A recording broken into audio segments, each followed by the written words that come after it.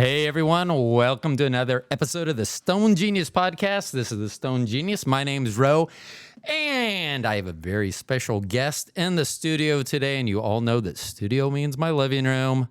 Welcome, Kenny. Hey, Kenny, what's up? Hey, what's going on? What's going on? Man, so Kenny and I, we met a few years ago in the photography industry. We both were in it, and that's where we met.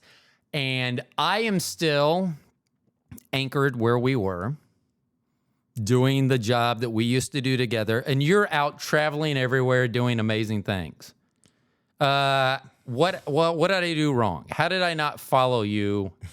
So here's my first question for you. What are you? What if someone asks, what's your title? How do you describe yourself? Because I think of you as a photographer, but when I look at your stuff, you're so much more than a photographer. I classify myself as like an artist as a whole. It's an artist through and through. So so I've known you from photography. Right. That's how we met. That's how we worked together. And that's how we've kind of interacted in that field. Mm-hmm. I know that you dance. Yeah. I know that you do video. Yeah. If you could only be one thing, photographer, videographer, producer, what would the one title that you like the most? If someone just said, hey, you can only be one thing. I know you just want to go to artist, don't you? I mean, content creator would be one, but I don't like to classify my art as solely content because I'm not making it all the time for other people to just see for themselves. You know what I'm saying? Like, I like to create art for my own self. For my own joy. Now, is that the most fun? So that's the most fun right there. So before we hit record, we were just talking, and you had asked why I did this, and I had told you that it's really because I enjoy learning stuff. I want to know, because my mind works differently than others. I want to know, like, you and I have a photography background, and I think that if people talked photography to us, they would not see a lot of difference. If they looked at what our results were, it's night and day, the difference of what you are and what I do. Like, and I understand what you mean by artist, because when I see your stuff, it takes an artist to do that, because I'm not sure that given whatever amount of time would be needed, that I could come up with the things that you do. So is that fun for you? Is it more fun for the content that you're creating, whether it is just for others' entertainment, or whether it's a paid gig, or whether it's for yourself personally? Do any of those give you more satisfaction than another? When I'm doing, there's only one thing that actually gives me that much joy, that I actually feel like I'm just in the most happiest space in my life, which is only during concerts. Like when I shoot shows, that's the most type of, like the highest level of adrenaline you can get. I mean, you got 3 songs, the first 3 songs. You only get the first 3 songs up front.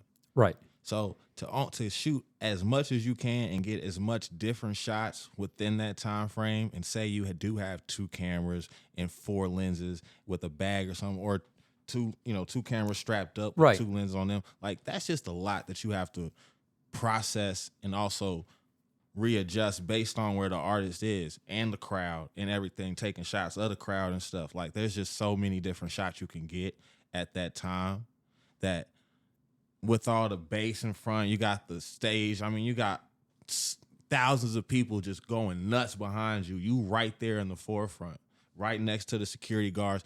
Things are going down, and you just like, you can't get that when you're doing portraits or like you're doing graphic photos. You just can't get that type of adrenaline. So when you first started doing concerts, I believe that was about the time that we met. Yeah. And you were almost like cold calling, weren't you? Concert venue events and saying, hey, I'm a photographer. Is that how it started for you? Man, it honestly ended up being like, shout out to Project Lane with, everything that they did. I mean, you got Austin and Jake. It really just helped me out at them being able to put on shows and building the connections with the artists on the back level, on the back end level, like that was able to, in time, me knowing them and building that relationship with them and growing with them. When I picked the camera up, they would always like, "Hey man, we got you." And them doing that was 95% of the reason what led me to doing Flyover, which was my first festival. I mean, that was like the first. That was my first festival ever, and that was in the and that was in the year that I was doing my shows, like the first time actually getting shows. So, on. and that's one thing that I'll touch on throughout this program is the growth that I've seen in you as an artist, not only as a photographer, but just as an overall artist. So basically, when you started, you were more hooked up with the venues, getting the venue, and then it kind of transitioned, and now the artists are the ones that want to bring you in. Not even the artists. Nah, it's still the same. Oh, like so I still go through the venue. Oh, you do still go through the venue? Yeah. Okay. Sometimes I'll get through the artist. It might be like their sound guy. Might be like security or something. Might be like their backup dancer or whatever. Like I might be able to get in some way, but like that's not how it's been. Okay. So it's still through the venue itself. Yeah. Do you have, and you don't have to name them, but do you have favorite venues to shoot at and ones that you just like, I can't get a good shot anywhere because of the layout or whatever the case may be? Is there one that stands out for either being best or worse, and you don't have to name it? There's one of mine. There's one that actually I have a favorite that because I built a relationship with them to where when I hit them up, they're pretty much like, "Oh yeah, we got you." But as far as like lighting wise, I like all of them. You do? Okay. Yeah. So I tried. Have you ever been down to the Green Lady Lounge here in Kansas City? Yeah. So I've tried to shoot in there before, and it's just everything's red, everything's dark. Yeah. You can't get far. I love using the 85-1.8, and I can't get far enough away in a lot of those instances. I really need like a 50 millimeter. So, but I love the atmosphere, but I just despite the lighting, and then with the red, it just, I mean, it's dark and red. Geez, can we do anything else right now? Might as well turn the lights out. Like red just bleeds so terribly. Like I feel you. I can't do red light. Now if it's blue, orange, yellow, purple, oh yeah, it's on. So as you've grown on with concerts, and I've noticed that, what have you, because you're very confident, like I am, and I don't think a lot of people understand how much for photography and videography confidence by the photographer is needed. Like when you see those cool photos of someone standing in the middle of traffic. Well, the photographer's also standing in the middle of traffic. And remember, they're standing in the middle of traffic. Yeah. So when I see you up on there on the stage, were you ever nervous about that? Do you still get nervous? I mean, are you ever like, oh my God, how about if I knock so-and-so off the stage and he breaks his leg or something? I mean, has that ever been, or have you just been like, I got this? I mean, because that's how I see you. I've always known you for confidence, and that's one reason you and people like me can get away with stuff is because it's like, we just expect this to work or happen. So is that how it was with concerts, or have you grown through that process? It wasn't like that at first. It started off because I was doing local shows.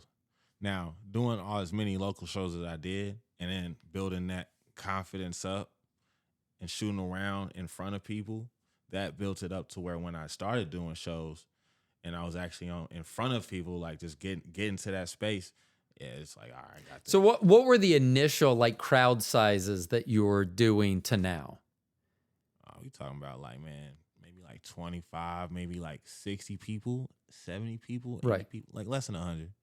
But then moving up to things like the biggest crowd I shot in front of was like 20, 30,000 people.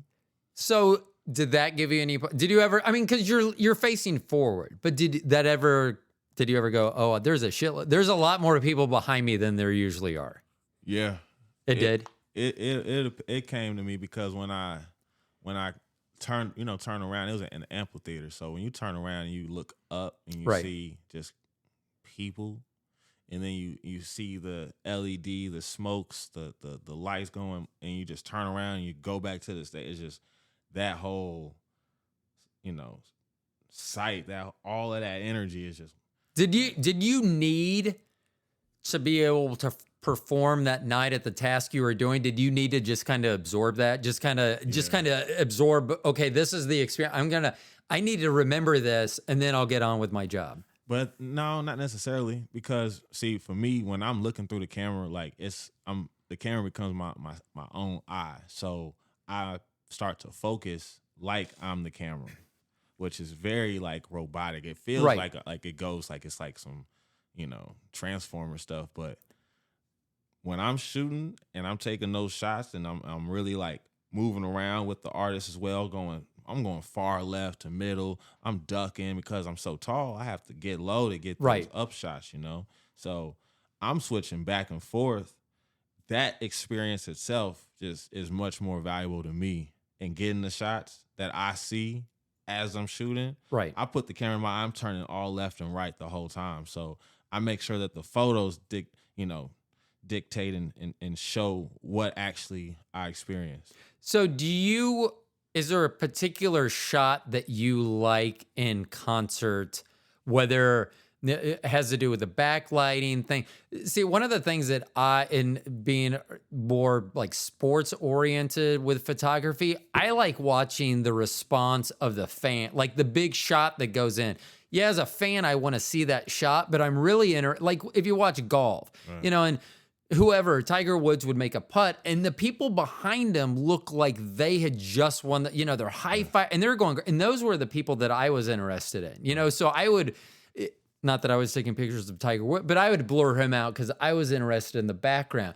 Is there a particular type of photo in concerts that you like, whether it's front of the stage, back of the stage, anything like that?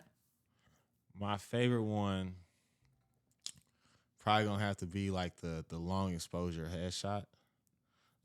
Typically that comes from like the far corner, from the most part, like Right. what I've found. That's my favorite shot of all. And then when you talk about like crowds, then I like to get photos of the crowd, whether they might have a water bottle and they're just like, or somebody with a lot of hair that might Right. be like just sweated out or water spilled all over them and they're just going crazy like that. Those type of shots, I try to go for. Yeah, those are fun. I love doing. I like being. I don't always like the subject to know that I'm taking their photo. That's why I like street photography and why I've tried to kind of get into street photography. But see, I try to get their attention. I try to get the artist eye contact. Like I put the camera because I stand up like a Right. sore thumb, so I'll stand in a spot and have the camera in one hand, like full arm out, and look at them in the eye while looking at the camera and shooting the shot. Like I'll make sure that they see me, Right. see them. Like so then, because that's what you want. From that, you want it to look like they're staring straight at. You're wanting them to be looking at whoever's viewing that picture. right. Yeah. And I like to be in the crowd too.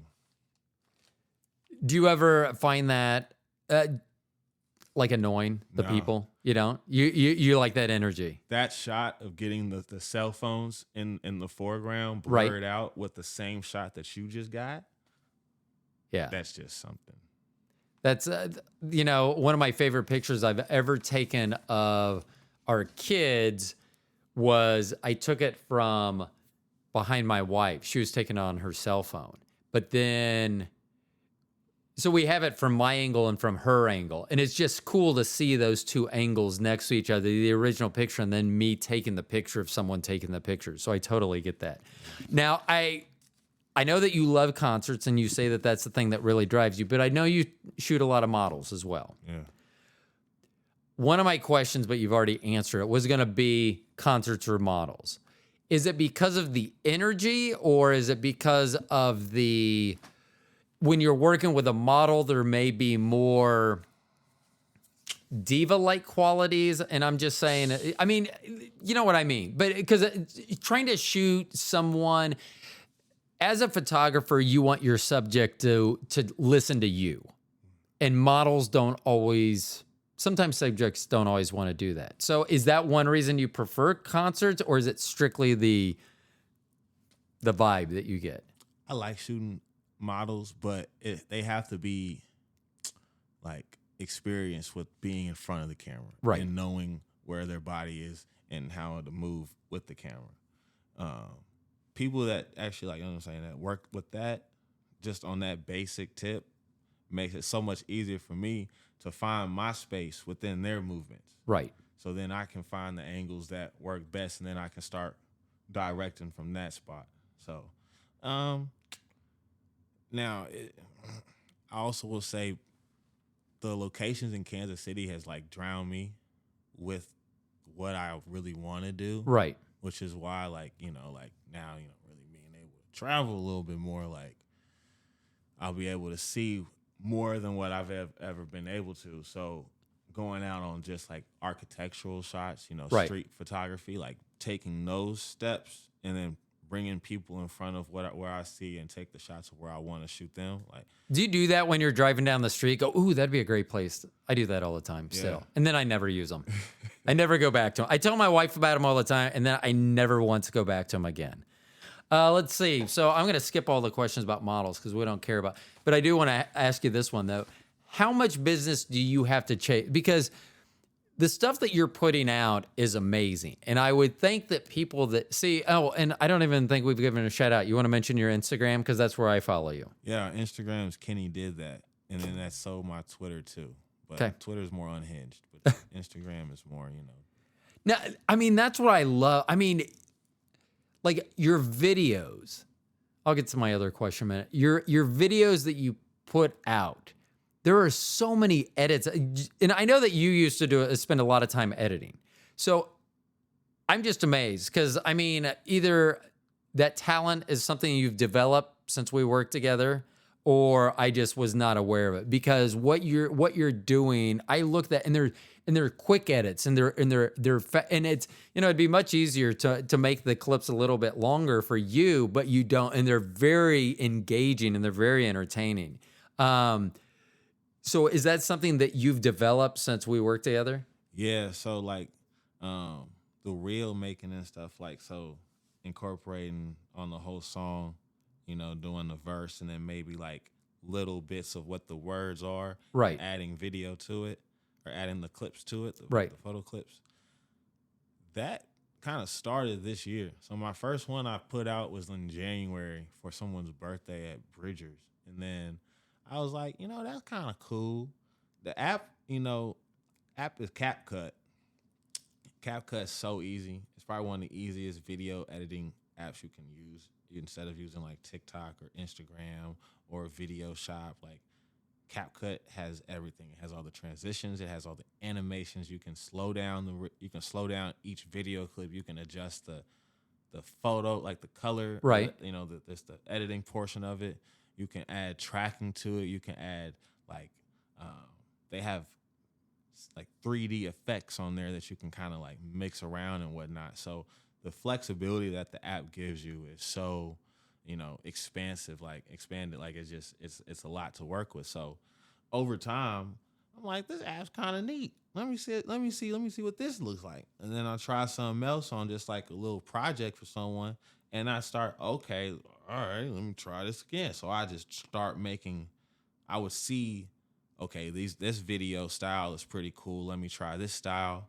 And I would just kind of add that and just start doing videos while doing photo shoots. Like just doing like little clips. Right. So I would start creating the whole, reel with it. Like I'm like, okay, let me just start off right here, just show the photos from this set, and then move over here and take photos. And let me just do a little video real quick, maybe 2-3 videos, start shoe up, full body out, close up with a headshot, and then go all the way back and then try to imitate the photos in the video. So then I can mix the photos into the video on top of the song. And if someone doesn't think it takes an artist to do that, because there is so much that's going into there.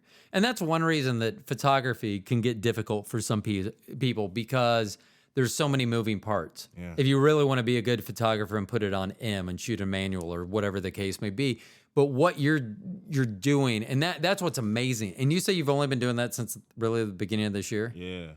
And then How much time did you spend on that? Did it consume you for a while, and that's all you were working on, or has it just been you kind of tool around with it when you tool around with it? like a reel kind of started off being like a 2 hour process. Now it's kind of like an hour.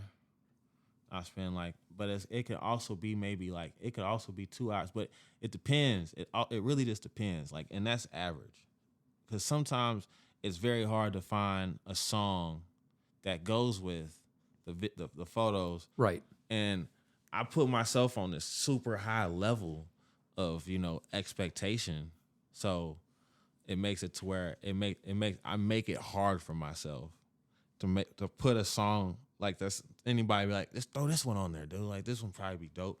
And to me, I'm like, yeah, but the last one that I put out was on this level. So Right. if I put this one out, it's not going to be at that level. And that's Right. not what I've really ever done. I've always tried to go to the next level with everyone that I do. Right. So it makes it like the creative side, like because I'm so hard on myself, makes it like slightly draining to do reels. Right. But I enjoy doing reels.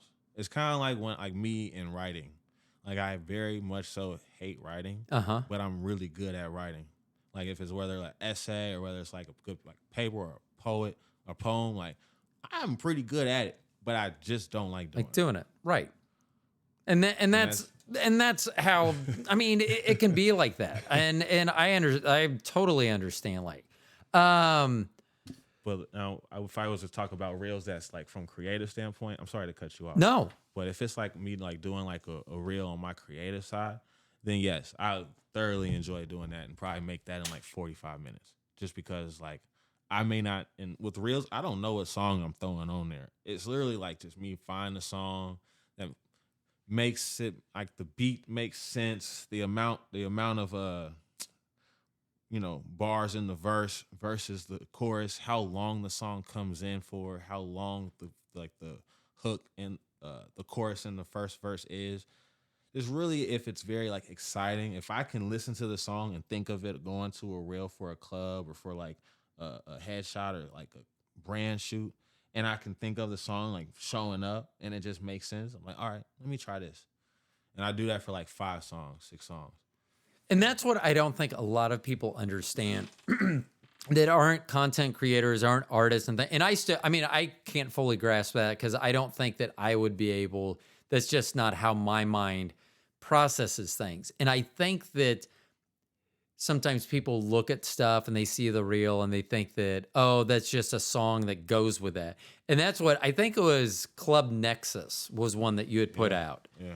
And that was one that I watched it over and I just thought it was great. I mean, it was very engaging, and that's good for you as an artist, but also for whoever your subject is too. That when that reel, I was like, that's just amazing. I was trying, because there's so much to watch, and I think that's one thing that with those quick cuts that.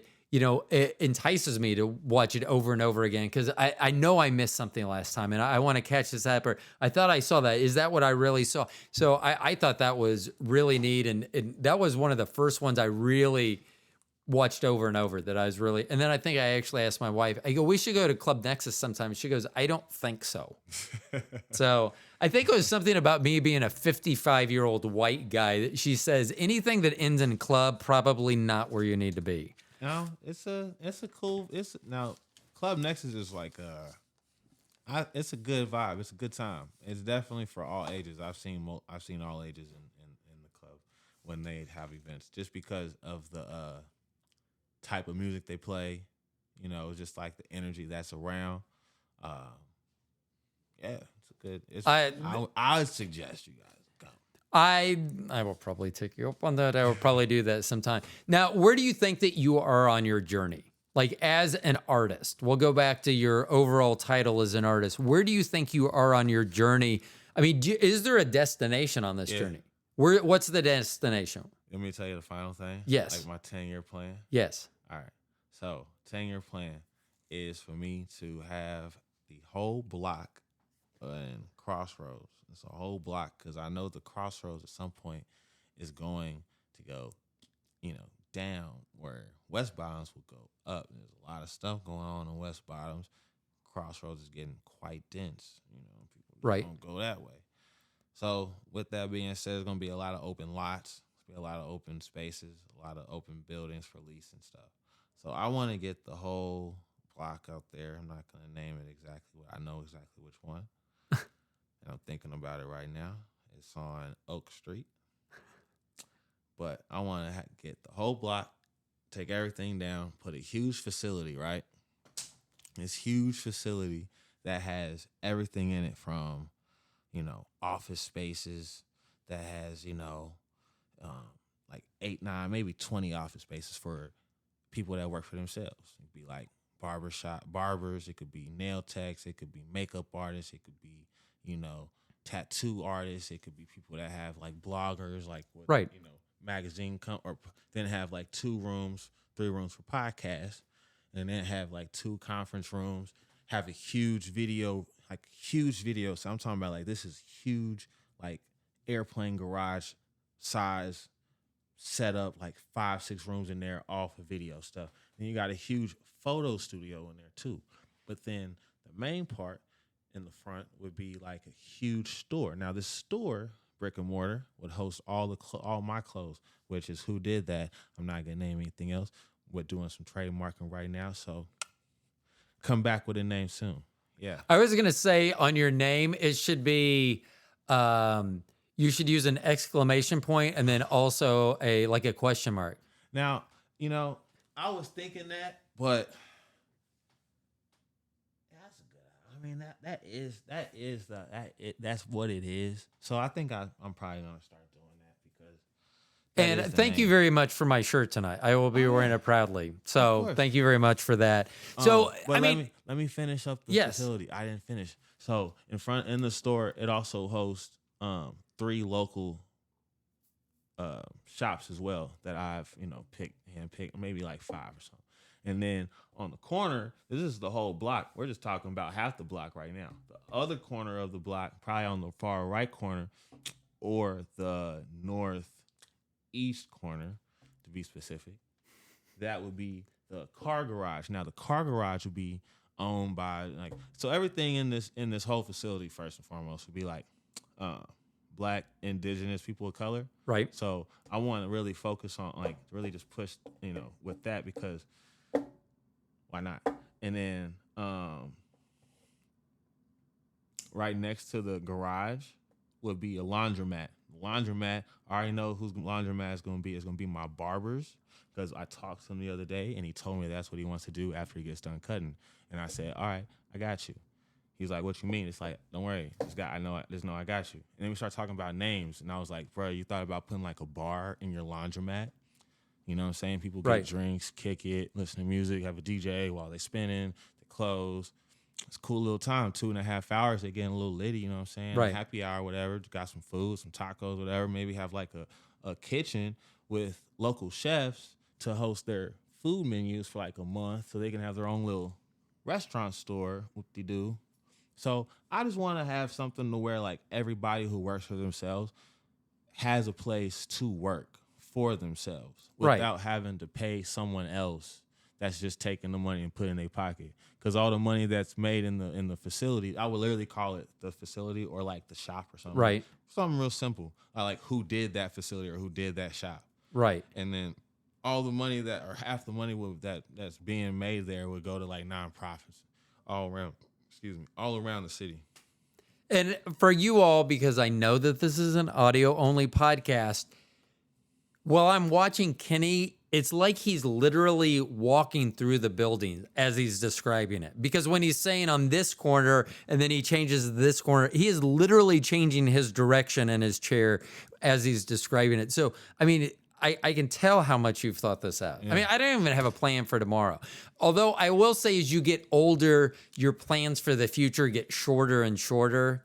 Just as I always tell my wife, right now, if I got a life sentence, what is that, like 5 years for me? I mean, come on now. It's not like I'm 18 and a life sentence is life sentence.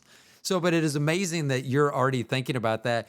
I mean, you already have a location picked out. You already have, and I can tell that. Have you sketched any of this out? No, so like, I'm pretty much like I'm a visualist, right? So it's very hard for me to like if I write the notes down, like drawing, I'm just terrible at drawing. I can see the picture, Right. and I'll just continue to talk about it until it's like I actually like go there and I see it. Like I don't Right. see what I know is there. Like I see what I Well, you feel. see, you have that in your mind's eye that you can tell someone. And I'm kind of like that because I'm not like a good handyman, but I can visualize like, oh, I want my closet redone and I can make it look beautiful. And I could probably do it, but it would probably take a lot of time and a couple of trips to the emergency room when I could pay someone to say, here's what I want, now you do it. And but with you, I mean, I can see as you're talking about it. I mean, that's why I thought maybe you had sketched it out or put it down on paper, just because of the way you're talking about it. I mean, I know that you visually see it as you're talking about it. My plan is to go around to all these different stores around the nation and maybe like within even, international stores and just take photos inside to get an idea of exactly how I want things to be. Right. So then I can kind of, collage each room and each space the way that I want it to essentially look. Even like the ceiling, like I'll go all in. Like, so is that what's driving you at what you're doing now? That ultimate goal, that ultimate 10-year plan of yours, I mean, with every job that you're doing, are you thinking about that, or are they kind of just separate right now? Where your creative side right now is doing one thing, but that's your media mogul. Your that part is something different. So I created the LLC officially in April. Right before my birthday. And then what that did, that was like, all right, my first thing was to start making merch. Right. So I was like, okay, now let me just think about what exactly I want to do, because I've talked to friends about ideas and they kind of just like shut it down, like whatever, it's nothing. So I just started thinking to myself, like, all right, let me try these ones out. And I already knew exactly who I wanted to go to for wholesale. So I was like, all right, this is exactly what I want. This is exactly what I want it to be. So I tried that out. Once I saw the shirts come back, I was like, oh, this is real. Right. Okay. And I had ordered some sweatshorts for myself and a few like just extras just to see like if anybody would even buy them. And once I brought them out and I was wearing them, people were like, oh, where can I get one? So that like showed me like, oh, okay. Isn't that nice? I mean, it's kind of like a validation at that point. Yeah. And I knew, like, I told myself when I did that, like, okay, the camera will not be able to keep me mad suffice for life. Like, it's just not going to do it. Right. Like, it's just not going to keep me to that, comfortable space. Like, oh, I can do anything right now. Because I mean, you're almost always chasing. Yeah. You're never in that comfortable. I can just kind of cruise for a little bit. Right. It feels like you're always chasing, because if you cruise, at some point you're going to chase. Yeah. So why don't you just chase now? Right. So I get that. And then I just figured, like, okay, if I can just, use the camera to fund the clothes, and also have, a really solid job to really fund my just travel, my living, my living needs, then the job will take care of the travel. You get what I'm saying? Which will allow the camera to, instead of being a back end, I can create the front end for the camera while hitting these different shots. There's different things that I've practiced over the last 2 years in KC since things have reopened to actually put myself out there. Since when COVID happened, I lost all my connections for concerts for the most part, because a lot of things changed. A lot of people that were doing shows stopped doing shows. A lot of people who were that's like a total reset for you. Yeah. So I used the time that things were closed to actually focus on studio photography and really sharpen up my skills with that, because everything else was locked right. out. So once everything reopened, I started to go towards, restaurants and maybe like car shops and talking to them like, hey, you guys need any photos for for content or whatever? And they didn't, but I started going to a tattoo shop, and it's La Plaza on Southwest Boulevard, and I've been going to Royal Wine for almost the last year now. And a friend of mine was getting a tattoo done, so I went over with him to while he was getting the tattoo, and we talked, and like, so it's like a little thing, barter service for service type thing. So I'll shoot for X amount of time, X amount how much this is, and then we would just trade that for a tattoo or something that And it's just like me doing that, getting in that rhythm, like, okay, like, I can really network and put Right. myself out there. If I do this with just clothing stores, which I've done with like, just random shops around town, like, and just people that have their own clothing line. If I do that with people that have their shop in brick and mortar, like, hey, I'll take some photos for your website, da da da. Like, I love your guys' clothes. Do that, build that relationship, and then, hey, oh, you have open table. You guys serve for our local brands. Well, I'm a brand from Kansas City. I'm living now in Dallas, but I'm all over the place. Right. I have my own clothes. You've seen the work that I've done for you guys. Let's work out something, to where I can Right. be on the table. So that's really my main plan for the next year and a half. Because since I'm moving from KC, now officially known, it's September 22nd. That's my first day on the job out there. So I'm probably going to be leaving that weekend. Probably like the 20th. Man, that's a month away. Yeah. Can't believe that's already next month. Yeah. It's nuts, but, So have you found a place in Dallas and everything? Nah, I'm still on the hunt. Still on the hunt. There's a lot of variable situations. Right. Like, I have a few people I could probably live with, but with them, with one let's just say they're selling their house right now, and they're in the process of closing that. So they have to either find a new house to live, and the market in Dallas sucks, Right. or get an apartment. Getting the apartment would disqualify me from living with them. So I have another friend now. B, he has him, and he, brings his daughter to the house.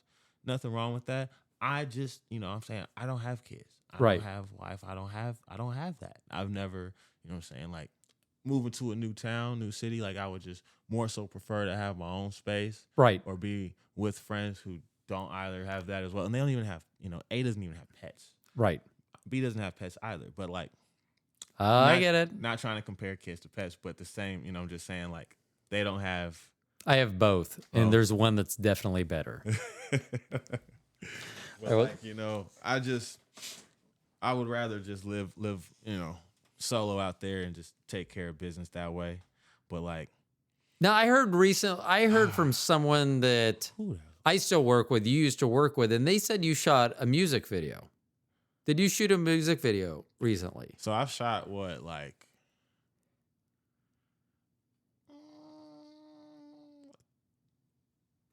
I say I shot 3 music videos in the time that I've been shooting, but I don't really consider them, like, I guess I can just take them. Yeah, they're 3 videos, but yeah. Would you want them to be? I mean, are you proud of them? I mean, so they're your first 3 music videos. So how was that process? Did they come to you, or did you say, hey, we should turn that song into a video? Do you know how did that? Who came to who first on the video? So the first time was with a close friend of mine. They're actually, both of them were close friends that I've known before they even were rappers, which is nuts.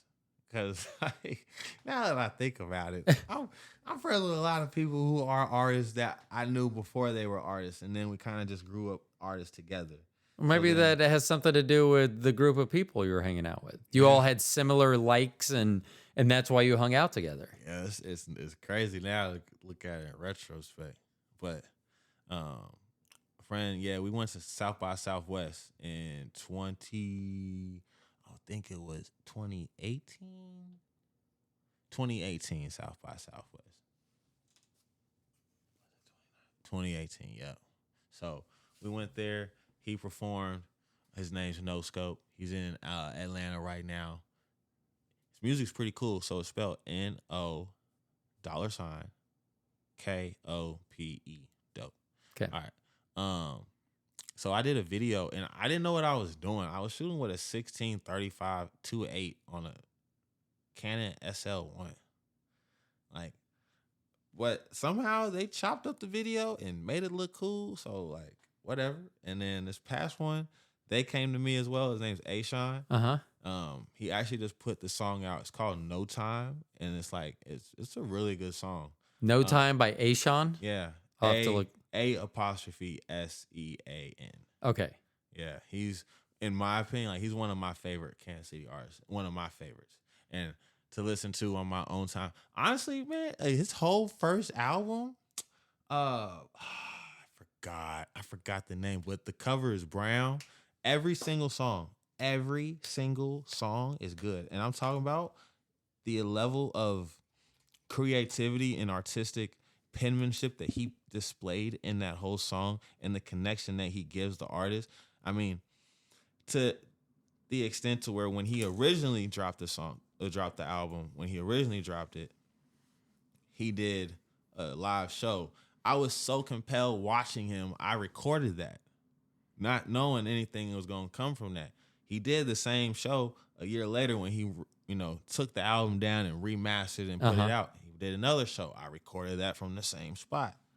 And then 2 years later, he did another performance of the same song from the album before at a different spot. And I recorded that one. And I showed him the three. And he couldn't believe the growth that he showed. So, like, that all just goes to say, like, our friendship is what has brought us to the time we're at now. So when they did do the video for his song No Time, they just reached out to me and was like, hey, Kenny, we're doing a meeting, you know what I'm saying? Like, we got So this how song. much input do you have then on doing a music video? Because that's one thing I will say. I put a lot of videos in my workout. I work out here at the house, and I'll just put them on YouTube, and I'll have them. Most of them are like Megan Thee Stallion, Doja Cat.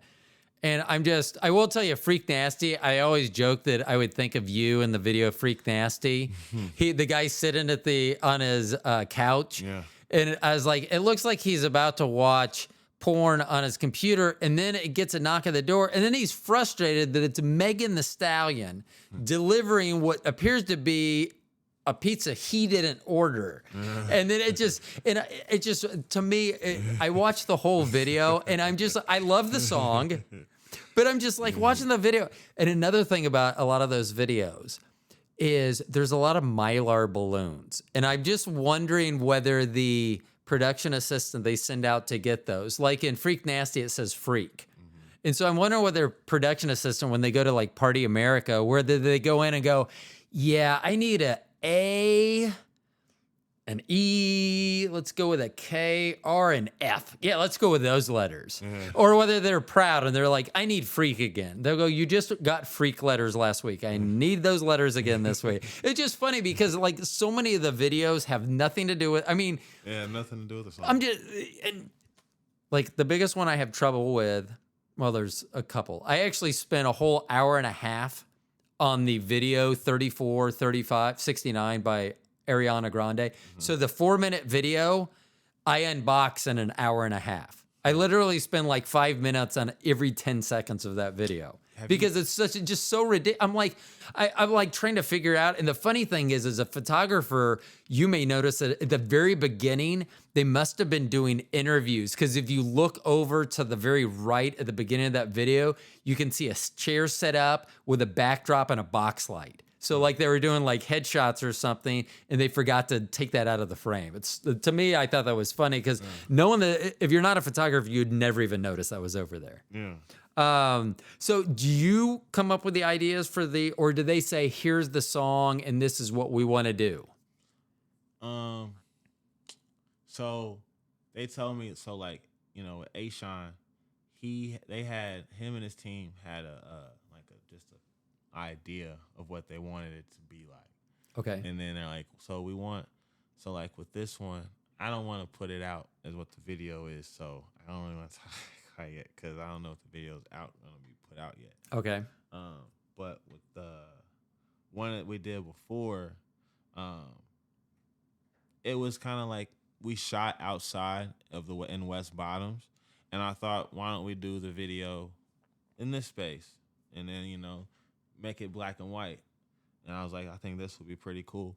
And I did an edit to it, and I did like some video after that while we were shooting, kind of like the real stuff. And I clipped it, and they loved how I had made it compared to what it was originally, because he had a snippet of a news.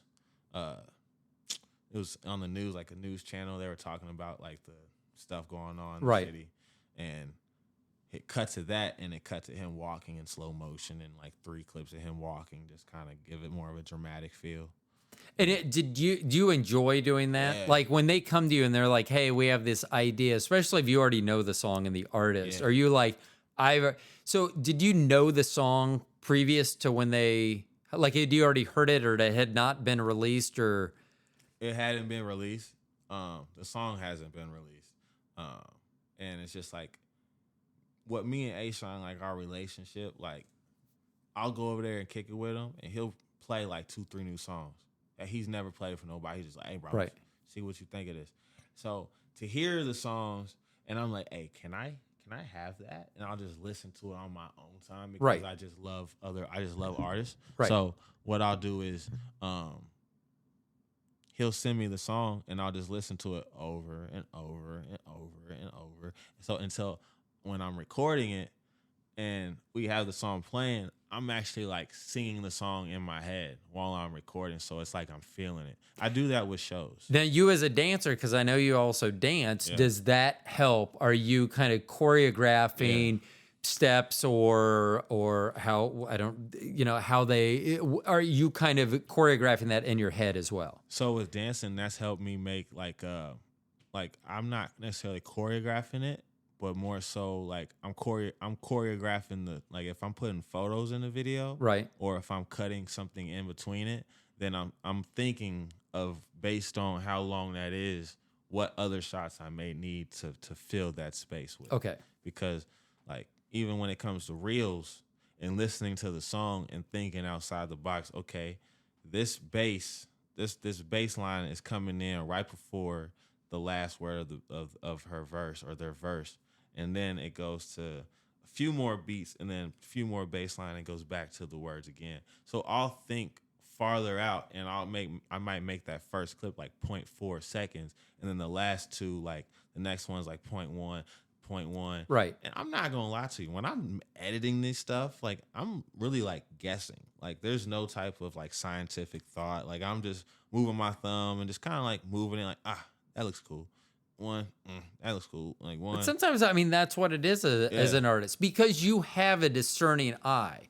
I mean, I know that before I really got into photography, I never really thought about, now I can't go through a magazine without seeing someone's headshot and be like, you fucking paid for that? Or you can tell as a professional who doesn't have professional headshots because the top of their head's cut off, right? And I know I'm picking on headshots, but you can look and you have a more discerning eye. So I think that with what you're doing, I mean, being a, and you're probably, like you say, you're choreographing your part, not so much their video on what you're doing, but you're thinking about, they're doing their thing. Where do I need to make this look right?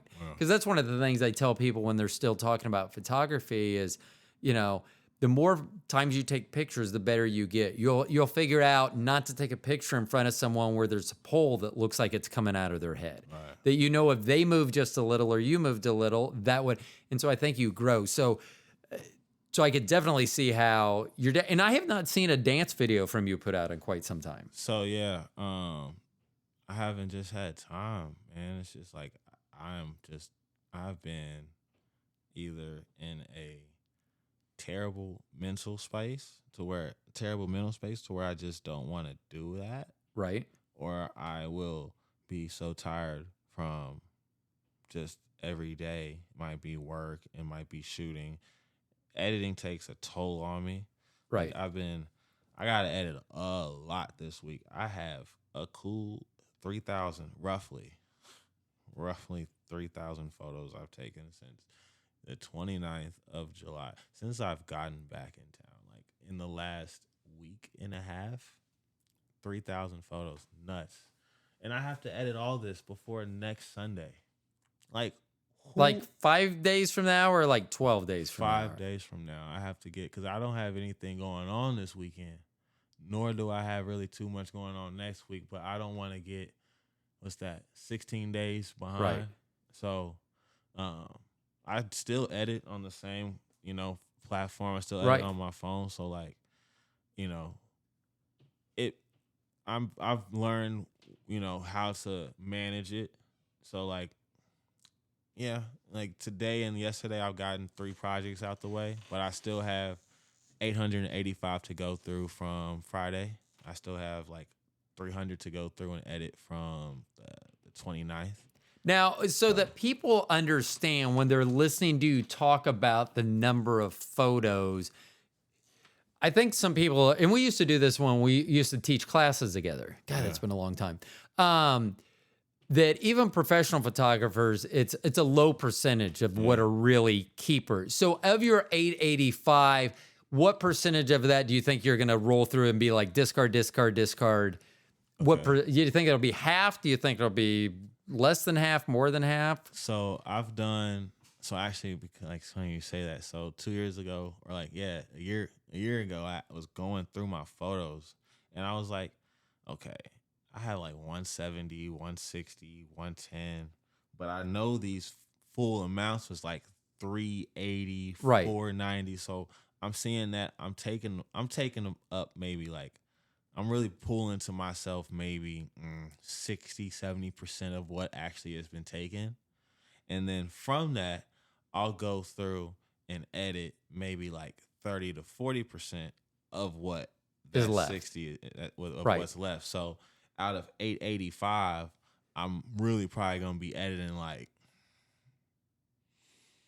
because this was at a club, keep that in perspective. So I know I took a lot of different variety of shots of different people. I also probably took some shots of the same people. So I'll probably end up with maybe like, I'd say like 160 to like 180 edited. Yeah. So Yeah, and I think a lot of people will forget that. They think that, because I remember when we had to teach classes, like what percent are there? Like 90%. It's like, no, like 1 in 10. yeah. It's like we're just barely better than you all. Yeah. It's just our final pictures are a lot better than you all. So when you're editing those pictures from clubs, do you find a lot of people, well, I guess 2 questions here. The people, when you're at a club, do people see the camera and just, is it hard for you to move around? Do they want the pictures taken of them, or do they know you're doing other things? Or is that where you're there to take pictures of them as well? So it's a mix. It's a 2-way street. But there's also, it's one destination though, which is the shot, or either you get a no.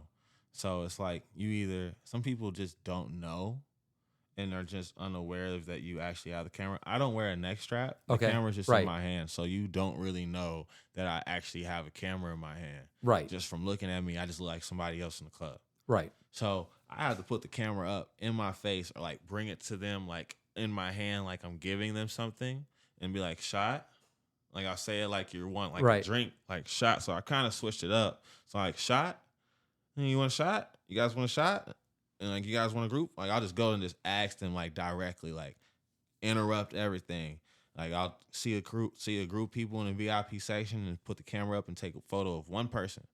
When I take a photo of one person, it typically allows the other people around them to be, accepting of the photo themselves, because they see their friend taking a photo. Oh, I want a photo too. Right. Oh, I want to be in the photo. So one photo can easily become of one person, end up being like a group photo of like 16 people, just from them just going to the camera, going to the space. I can imagine. Now, do you meet a lot of friends that way? So, and I'm winking at them as I say that. I mean, not really. I mean, it's just like I meet a lot of new clients that way. I will say that I meet a lot of new clients that way. That's probably the easiest way. Do people carry business cards anymore? I don't even know what it's like. People ask me if I have business cards, and it's like at this point where we are technology-wise, most people will just rather look you up on Instagram and wait for your next post. Right. And just see your story. People watch stories much more than they see your post. I've thought about doing a business card for this. I actually have a picture. It would just be green. Yeah. And then it would say TSG for the Stone Genius on one side, and then whatever the contact information on the other side would be very basic.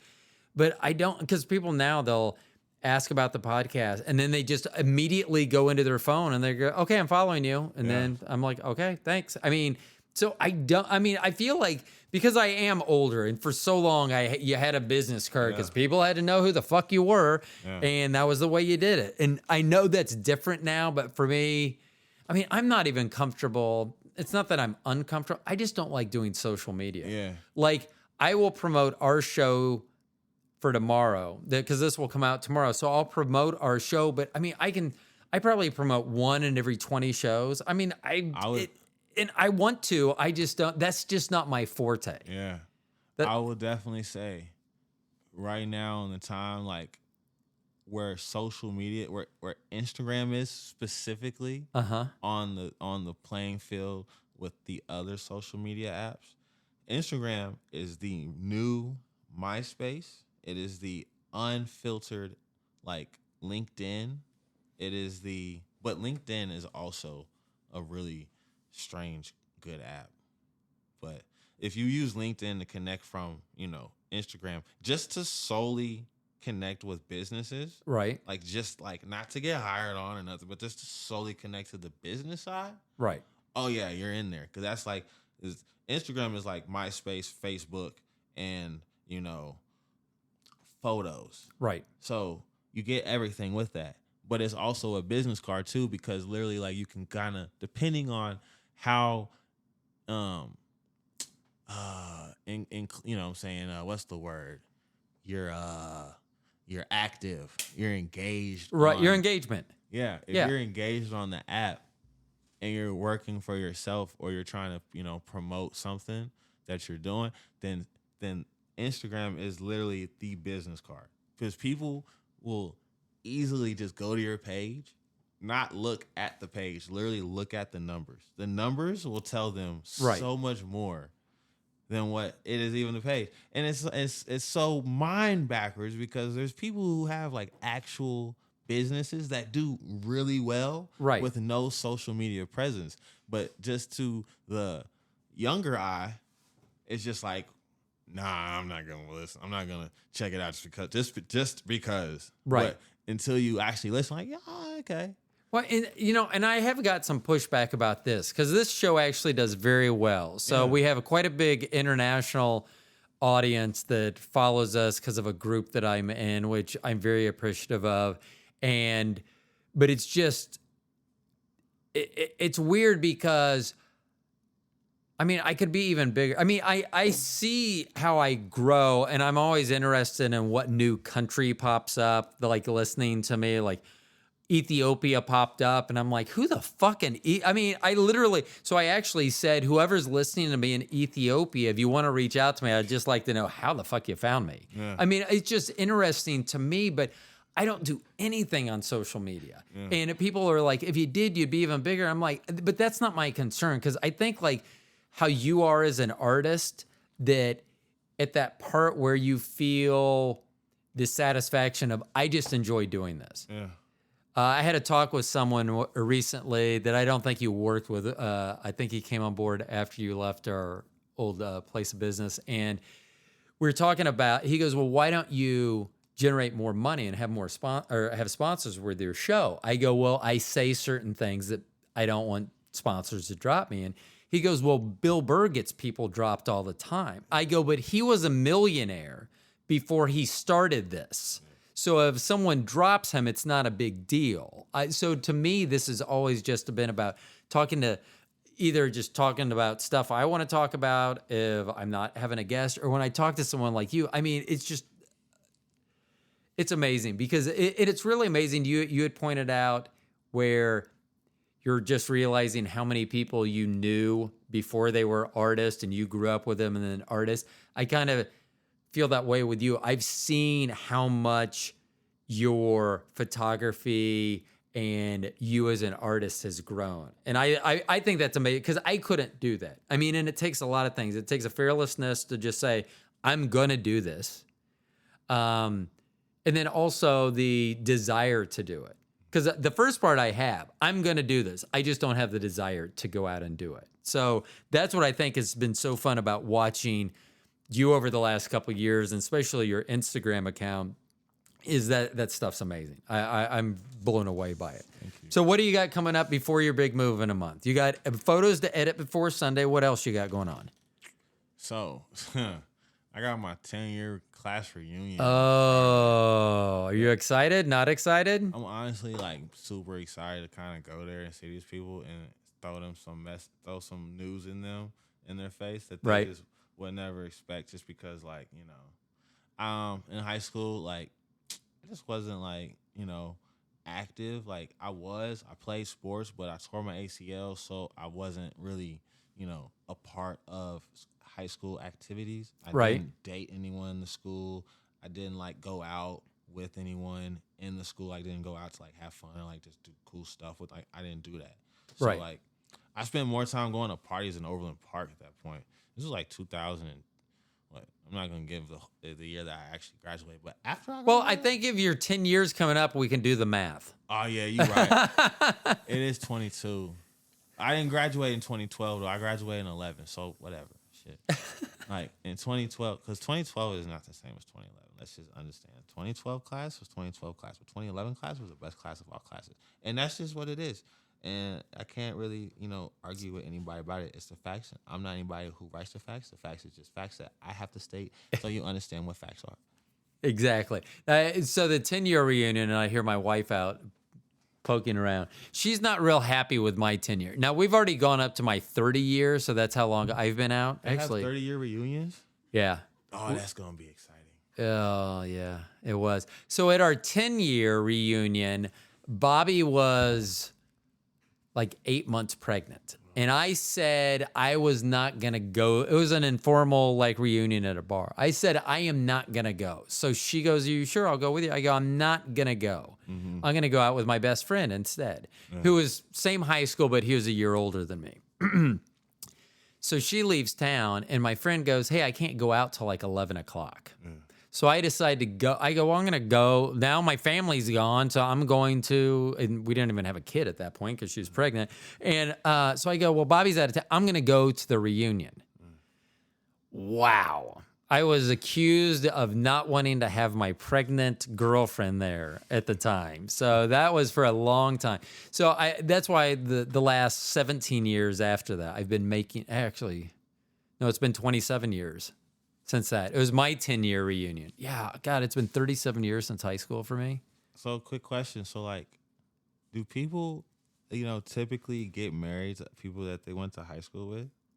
Is that normal? There are a few that Like, did. when you say few, when you say few, So we had a class of 680, I think, Okay. and I only know of like 2 or 3 couples. One of them still married. Okay, because see, like, I'm expecting a cool, like, 7 to 10 people that are, like, of couples. Right. From all graduated. So, like, this is going to So be... do you think that, or do you know that? I mean, do you have some... I know of like a structured 5. Okay. So, I just, I'm really, like, I'm not really the one to say, like, I'm looking forward, because a lot of them, like, I was straightforward, like how I was, like, just, you remember, like, the dude at the work at the job, like, and I was just whatever, like, yeah, I back in high school, I tell people, like, hey, if I didn't like you, like, I just didn't like you. And yeah. I mean, and I was always like, I never really liked or disliked people. Yeah. And so, and some of the things that people would think, well, I thought we were really good friends, right? Because I'm so open about stuff and I just talk about stuff, and they're like, oh, I had someone tell me that I've known for years that didn't want to know we're that close. I go, what do you mean? And they go, oh, all the stuff you share with me. I'm like, yeah. I mean, I do that with everyone. So, but to answer your question, my 10-year, so I used to have like long wavy hair, like back to my shoulder. And then I had probably had my head shaved for like 3 years at this point at my 10-year reunion. And so no one had seen me. So I saw a lot of people mouthing the words, "Is that Rodney?" Mm-hmm. And then I was like you, I skipped a lot of school. I was in sports, but like after basketball got done, and then I didn't play baseball after my sophomore year, I pretty much skipped whatever classes I could. I just wasn't there. I didn't hang out with people. So it was kind of different. Bobby and I have gone to my 25 and 30 year. I think we went to my 20, 25 and 30 year, and they were fine. We just kind of stood and did our own thing. It is what it is. Okay. So I Yeah, mean, it's I'm pretty lit. I'm pretty excited, man. I'm not dressing up how big was your graduating class? like 500 and some odd, like 540, 550. You will be surprised at how many people in 10 years did not age well. Oh yeah, I'm already knowing. Wow. I'm on their like we're all they've found me on Facebook. Okay. It's not hard. Okay. Suggested it, Yeah. to know Yeah. right there. Yeah. It's like it's only been 10 years. But, I do think about that. And I think about if you look up Elvis Presley in 1967 and Elvis Presley in 1977 when he died, two different people. They didn't even look. So I understand 10 years. But yeah, so it did, especially as it went on, more and more people like for whatever reason they were just I get a lot of I can see them mouthing as that Yeah. Rodney. I'm gonna yeah. A lot of them are gonna know exactly who I am. I won't know who half of they were. See, and that's one of the things about I talk about on this podcast a lot is you and I, and you may be just a little bit taller than me, but we're basically the same. What 6'5"? 6'8". You're 6'8"? Yeah. Then you're a lot taller than me. So, but see, I think 6'5" is the perfect height because I fit in all cars, I fit in all beds, and when you get too tall, then you can't do it. But that's one thing, like at school, everyone knew who I was because I played sports, but I was also tall and you just stick out and who's that? Who's that? Yeah. So, which is also a curse because it's hard for people like us to disappear. Yeah. Hey, I've been told with the camera I'm pretty slick. Like you black folks don't even know that I'm there shooting, which I find. Do you think it's always been that way though?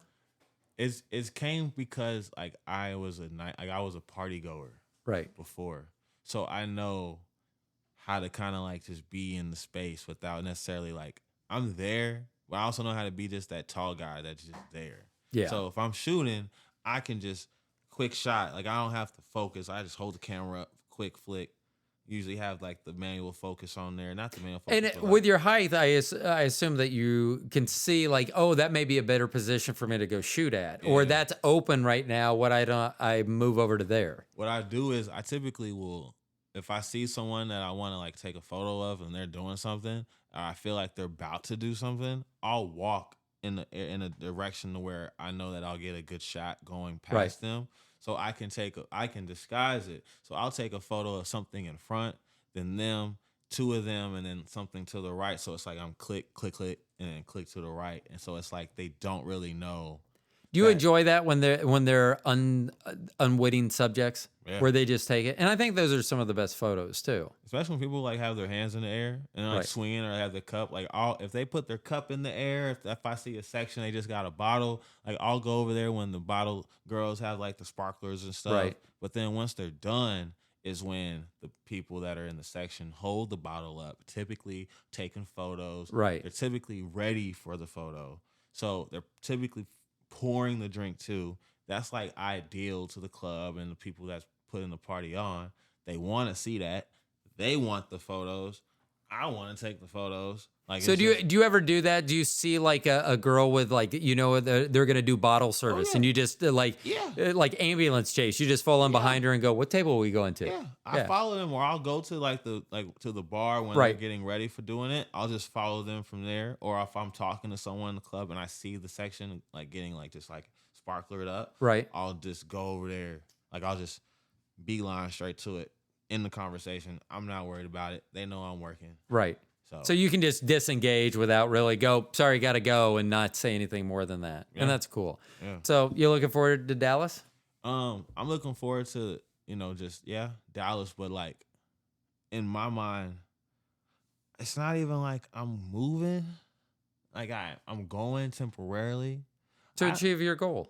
Yeah, and it's not even like I'm like my mind is like I'm not leaving for work. I'm like going on an assignment. Like it's like some CIA type stuff. Like, okay, I'm just moving here. I'm based here for like, let's just say 3-4 years. Like I give myself a lot of time Right. to just like in my head, I'm like, all right, 4 years. I gotta figure this out. 2 years now. So Right.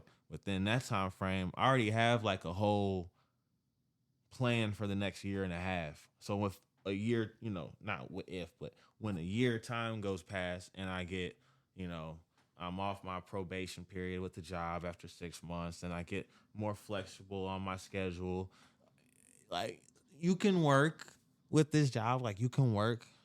It's so crazy. There's somebody who lives in Hawaii. He works 3 weeks straight, all as much as he can, lives with someone in Dallas. He works like so much in those 3 weeks. I'm talking about double, double, double, double, double, double, single, double, double, double, like just doubles, Right. just all day, every day. And then he goes home for a month. Just goes home for a month. That'd be nice. All of it's just paid time too, because like that's just what you can do. Right. If someone else has like just a lot of stuff going on, you can trade up to 75% of your schedule. That's their policy. Right. So with that being said, I'm not trying to trade up to my schedule like that, but I'm trying to take as much hours. Right. So then a time frame comes to where I can take a whole month off, maybe like, a whole month, and just literally go and travel to 5 cities in 10 days, you know what I'm saying? Like just do 3-day Right. trips and just really like go with a plan. Know I'm going to hit these stores up. I'm going to talk to these people. I'm going to have merch on hand so I can actually show them Right. if that's the place I am in, with them, but also just to scout stores. Like, Right. just to check it out. Like, okay, there's store 1, store 2, write notes in on my notepad or whatever. What would be your first city you'd want to target? Seattle. Seattle? Yeah. Why Seattle? I just love it there. You do? Yeah, it's just the most beautiful space. Seattle to Portland. Oh, and I love seafood. Yeah. They have the best. They do. And it was funny. So you mentioned seafood. When Bobby and I, when we got together, when we went on our honeymoon, we had been together for 16, 14 months at this point, but it was in Florida. And she was like, why are you ordering seafood? I go, what are you talking about? She goes, you never order seafood in Kansas. I go, because it's seafood in Kansas. Why would I order it in Kansas? Yeah. So I totally get what you mean by there. The only thing I don't like about Seattle, I've been there once. I think I was there 10 days, never saw the sun. Yeah. And I love the sun. When did you go? It was February. Yeah, you kind of like you expected that one. Yeah. I went at the end of October. It was Halloween all the way to November 4th.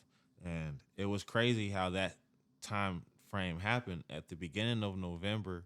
Or I think it was like daylight savings time or Right. something that week or whatever, that weekend or that Uh-huh. Sunday. And we went back an hour, right? Uh-huh. Well, they go back like 2 hours. So I went back 3 hours in time or 4 hours in time, whatever. So like the trip was 9 a.m. to 12 on paper, Right. but I watched a 2-hour movie through the 10 to 11 hour time frame. Like I watched a 2-hour movie through that time frame. It hit 10, 11 twice. Right. So when I get there and I wake up and I'm thinking it's like 7 o'clock and it's 3, I'm like, I got 4 more hours to sleep. Oh yeah, this is lit. I guess I can edit and then take a nap, and then I got time to just. So did have you fun. you do much around the Seattle area when you were there? I've been there one time. Just doing some light traveling. So when I went there the first time, like I didn't really like. Yeah. So okay, let me just say this. So now I'm traveling with intention with the camera. Right. I'm traveling on my time. I don't have to wait on anyone. I don't have to. I can go out and finally like rent a car. Like Right. I've never been able to do that, even though I'm post 25. Like just some things that just held me back from not being able to do that. So now that all those strings that were holding me back are now cut, like I can actually like do that. So That's got to feel freeing as well. yeah, like when I remember getting off the subway in Seattle and seeing like the night sky, like the sunset, like kind of like how it is with the orange and purple and Right. stuff. Like seeing that. But being able to do that with the camera in my hand and like know, like, okay, camera, GPS, like I'm set like that. Go drive to the beach and go get like a fish sandwich, Right. a fresh one, and then just go to the beach. Knowing there's a hotel, I got my own little spot. Like I right there, knowing that I'm like, okay, I got like 2 more days here. And then we're going to take a little flight over to this spot. and go to San Fran. Like doing that, like just having that type of like just freedom, like I just haven't had that ever. Like so to just do that. Like, So, and that's what's amazing because your content is so good right now, and the way that you're talking about your near future and what you're going to be able to do just makes it even that much more exciting about it. So, okay. Well, I need to have you back on the show next time something big comes up, or sometime shortly after you move to Dallas. I want to get an update to how that's going, how you're settling in down there and everything. We'll keep in touch from that. So anything you want to tell the listeners before we go? So I've been heavily contemplating on having a table with shooters shoot clothes, like my shirts and stuff. And Who Did That shirts. I plan on putting that stuff out possibly on first Friday of September, which I believe, if my phone is dead. It's the first Friday. I probably gonna have the table. It's just fingers crossed at Made Mob. Like that would be top tier. So won't have any shorts, or crew necks. What's your most popular thing? Crew necks or The most thing I've gotten from people that they said that they want, like they have to have, is my shorts. shorts? But the shorts are just like it's just so much. Like it's just a lot of just like it takes a lot to make them. Oh, okay. And being like just myself, just me, only one doing it. Like I'm not doing no silent investors and none of that stuff. Right. Like I'm literally just using the camera to fund it. So it takes time. So with that being said, like even though my first pop-up, I call it a pop-up table on first Friday will be this next month. My first full pop-up month, so this is like 2-year plan. Last thing I'm gonna say. In 2024 July, I want to take the whole month off, kind of like how I mentioned earlier. That month will probably be like my 4th month off at that point.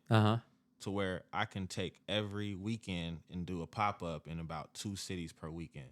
Right. So the first weekend would be in KC. Second weekend be in Austin, Dallas. Third weekend on the East Coast. 4th weekend like East Coast. And the last weekend again in Denver and KC. Right. Or Denver, St. Louis, KC, something like that.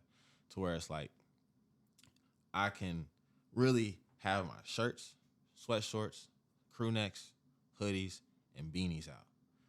So because everyone doesn't wear everything like right. that. Like people here, much more so in KC, would wear like, you know, sweatpants and crew necks. They wear everything. But people in Dallas won't wear hoodies. A crew neck, yeah. They'll maybe wear a crew neck when it's like 56 degrees. 50, yeah, because I forget about that. When I was in Florida, it'd get below 70, it'd be freezing. Yeah. So I put on the heavy stuff. So like to them, like that would be like just top tier, but they wouldn't need no hoodies and and sweatpants. Right. But KC and Chicago and Detroit, anywhere that's cold like that, oh yeah. So I think that giving myself 18 months of time will just be like this. That's this makes more sense. That's awesome. It just makes sense to me to do that. Yeah.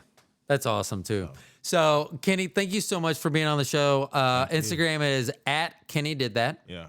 So follow Kenny on there. Thank you all for listening to this show. I'm very appreciative of Kenny coming over tonight and talking to me.